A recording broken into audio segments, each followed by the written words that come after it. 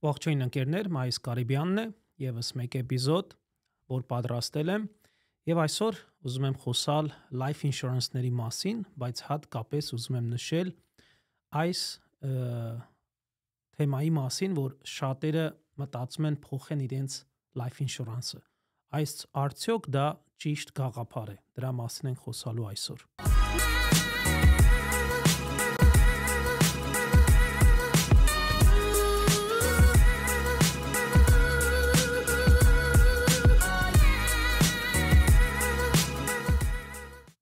Շատ բարի, եկեք շարունակենք այսօրվա թեման եւ ինչպես նշեցի, այսօր խոսալու եմ թե իրոք ճիշտ միտք է, երբ որ ուզում ես փոխել քո life insurance-ը կամ միգուցե cancel անել։ Երկու թեմաների մասին կփորձեմ բացատրել այսօր։ Լինելով insurance industry-ի մեջ 22 տարիներ, բավականին փորձից ելնելով կարող եմ ասել, որ ոչ բոլոր դեպքերում է ճիշտ life insurance-ը replace անել։ Ինչու՞, բացատրեմ։ Որովհետև լինում են ժամանակներ, երբ որ անհատը գնել է life insurance իր երիտասարդ տարիքում, օրինակ 20 տարեկանում կամ 30-ում եւ այս պահին ինքը միգուցե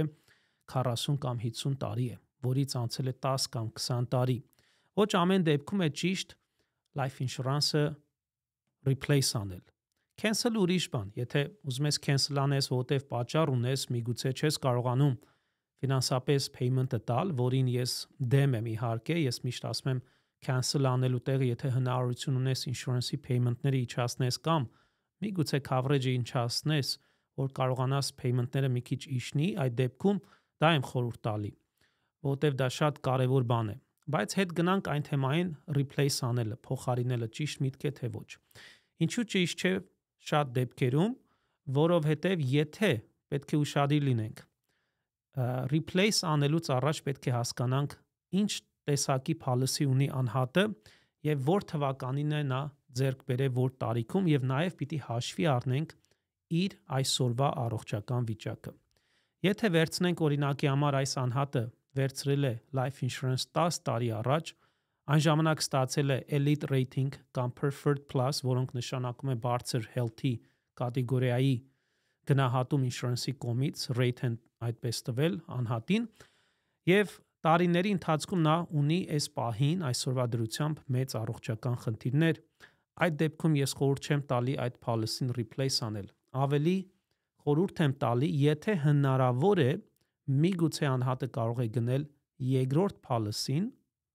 եւ պահի այդ առաջինը։ Իհարկե, տարբեր թվաբանություններ կա, որ ես հաշվի եմ առնում եւ բացատրում եմ տարբերությունները պահելու եւ երկրորդը վերցնելու եւ միևնույն ժամանակ խոսում եմ, թե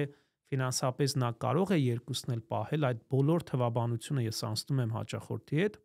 մինչև իսկական քայլերի անցնելու։ Եվ շատ անգամներ հանդիպել եմ, երբ որ էջենտները փոխել են հին ինշուրանսը առանց նոր ինշուրանսի approval-ը ստանալուց, եւ այս դեպքում հայկական խոսք կա, չէ, client-ը մնացել է օդի մեջ։ Համ հինն են cancel արել, մինչև նորը approve անեն, եւ նորն է approve չի լինում, որտեվ անհատ ունի բավականին մեծ դեղեր իր history-ի մեջ, բավականին առողջական խնդիրներ, որ անցյալում ունեցել է իր history-ի մեջ եւ նոր insurance company-ները իրան approve չեն անում, կամ շատ դեպքում անում են express standard կամ below table rating են տալի, որը նշանակում է cost of insurance-ը ծախսը այնքան բարձր է, որ միգուցե այդ անհատը չի կարող այդ payment-ները տալ։ Դրա համար, եթե դուք ունեք insurance policy-ներ եւ ուզում եք տեսնեք, նախ առաջինը շատ կարևոր է, որ հասկանաս ինչ ունես։ Իմ փորձից ելնելով ես կարող եմ ասել, որ հաճախորդների մոտ 70%-ը չգիտեն ինչ ունեն եւ շատ դեպքում եթե գիտեն լիովին կատարյալ չգիտեն, թե ամբողջ policy-ն իրենից ինչ է ներկայացնում եւ շատ անգամ նրանք մոռանում են։ Եվ միևնույն ժամանակ, երբ որ նայում ենք policy-ները 10 տարի առաջ insurance company-ները ուրիշ benefit-ներ էին տալի եւ տարիների ընթացքում insurance company-ները փոխել են իրենց benefit-ները եւ շատերը ավելի լավ բաներ են տալի նույն գնով։ Դրա համար մինչեւ փոխելը պետք է այս ամեն ինչը հաշվի առնել, նոր քայլ անել։ Եթե դու ունես insurance policy եւ կցանկանաս իրոք renew անես, կապնվիր ինձ հետ, դու YouTube-ի ներքևում տեսնում ես այդ link-ը։ Եթե կլիկ անես, մի փոքր ինֆորմացիա ինձի տաս, ես կկապնվեմ քեզ հետ, կամ social media-ով ինձ գրի կամ զանգահարի եւ ես մեծ սիրով կկապնվեմ քեզ հետ, կփորձեմ օգտակար լինել եւ ինֆորմացիա տալ քո policy համար եւ բացատրել դրա պլյուս մինուս կողմերը եւ նաեւ կարող ենք զրուցել ինչ կկատարվի, եթե փոխարինես քո այսօրվա policy-ն։ Եվ ուզում եմ նաեւ նշել, որ շատ policy-ներ, երբ որ անհատները գնել են տարիներ առաջ, 10-15 տարի առաջ, այն ժամանակ կյանքի իրավիճակը տարբեր էր, տարիների ընթացքում կյանքը թանկացել է, ինֆլյացիա է գոյություն ունեցել եւ միգուցե 10-15 տարի առաջ դու գնել ես 250,000-ի coverage, այդ տարիների համար միգուցե դա բավական էր, բայց այսօրվա դեպքում այդ coverage այդքան էլ մեծ coverage չի համարվում, դրա համար խորհուրդ եմ տալի, որ բարձրացնես քո coverage-ը։ Ինչու՞։ Որովհետեւ ամբողջ նպատակը մարդ երբ որ առնում է life insurance կամ իր համար է, որը living benefit է կոչվում, կամ ուզում է թողել իր ժառանգներին, իր ընտանիքին։ Եվ քանի որ կյանքը թանկացել է, այսօր 250,000-ը բոլորս էլ կարծում եմ իմ հետ համաձայն կլինենք, որ դա մեծ գումար չի,